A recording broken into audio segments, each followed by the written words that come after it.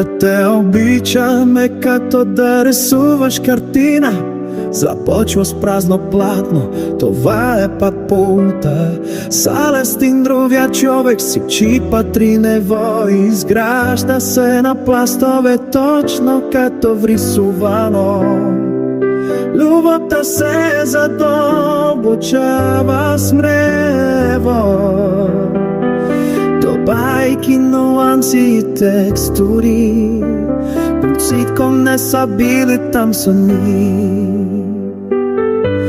Та има свои съвсем седеца емоция, прокотан с разликом тон, прокотатан спор.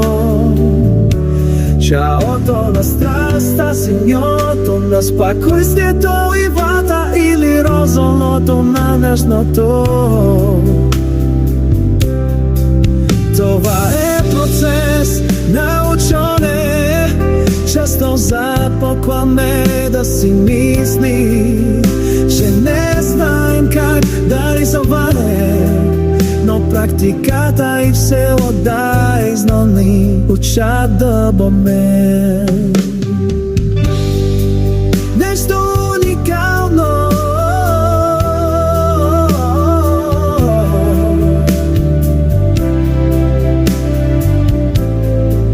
И за склопотка се бабост, точно както художник преклинове, за да обке платното така, че да не се изкривява. Любовта се нуждае от постоянна грижа, за да бани формата си кована грижа. Уважение и разбиране облаги ситуарите за Богто на любовта. Любовта не е просто чувства, което ти се случва, а действие, което покорижа копножия.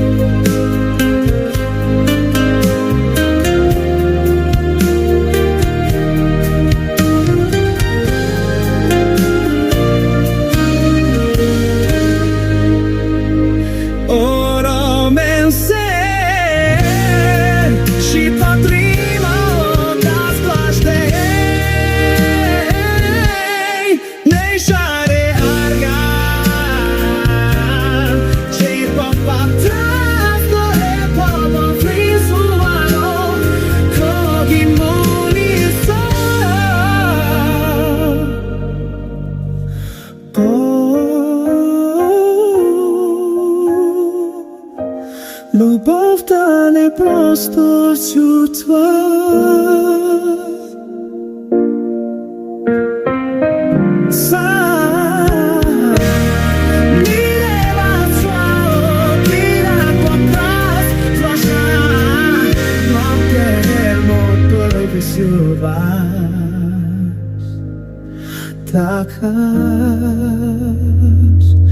един choice to lies for peace.